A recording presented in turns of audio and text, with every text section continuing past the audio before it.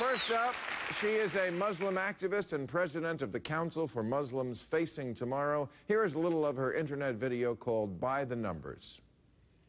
In 2013, Pew Research released a comprehensive study based on interviews with thousands of Muslims in 39 countries. It reported that in countries like Afghanistan, Egypt, and Jordan, the vast majority of Muslims surveyed, between 79 to 86%, believe that those who leave the Muslim faith should be executed. Do you know anyone who has left their faith? Do you think they should be executed? Do you think that that's a radical belief?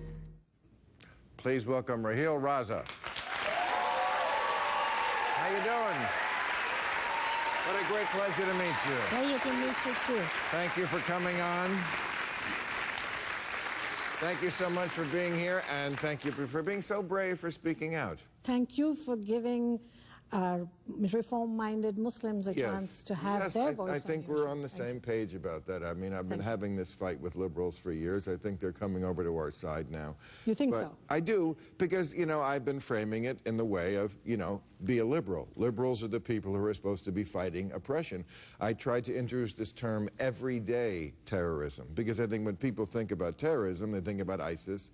But you know, in most of the Muslim world, there are no bombs going off, but there are maids who can be raped with impunity, wives who can be beaten, gay people who can't come out of the closet. Yes. You can't be a blogger, or maybe you're going to lose your life. I mean, this is what you're talking about here in that brilliant video that I saw. Absolutely, and, you know, thanks. It was actually a part of your show that inspired Clarion Project to make this video. It was your clip with Ben Affleck. Who? And Batman. When yes. I looked at it for the first time, I thought, man, you need to have some reformist voices on your show. No, I so know. Here I I know. am. Thank you. And I'm so glad you said that, because,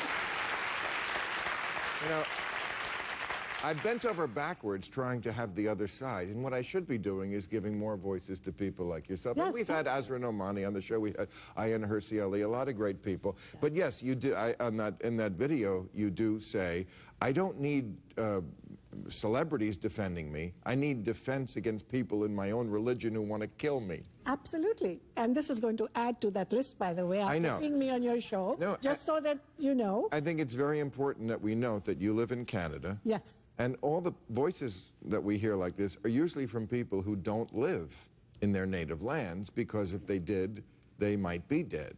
Absolutely. We came to North America to embrace liberal democracy, the freedom, the pluralism, most importantly, freedom of expression and gender equality. And we do have it here. But we need to fight for those who are fighting against these odds.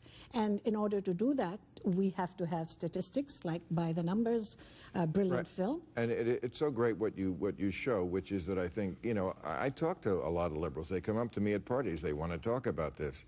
And I think they have some very bad ideas about what's going on in the world. And one of them is that it's just a few bad apples. And you show that, no, bad ideas, unfortunately, are not confined just to the terrorists.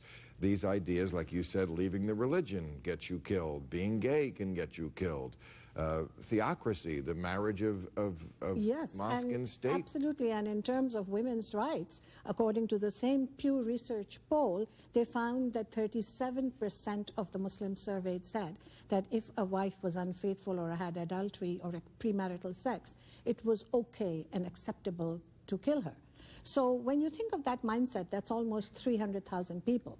So 300 million. 300 million people, yes. So the numbers are important. They are. The numbers are there not to demonize people, not to scare people, but to tell the truth and to say, these are the odds that we are up against. And when I say we, I mean we reform-minded Muslims, the Muslim Reform Movement, who are the frontline warriors in this battle against radical jihadist Islam. This is who I'm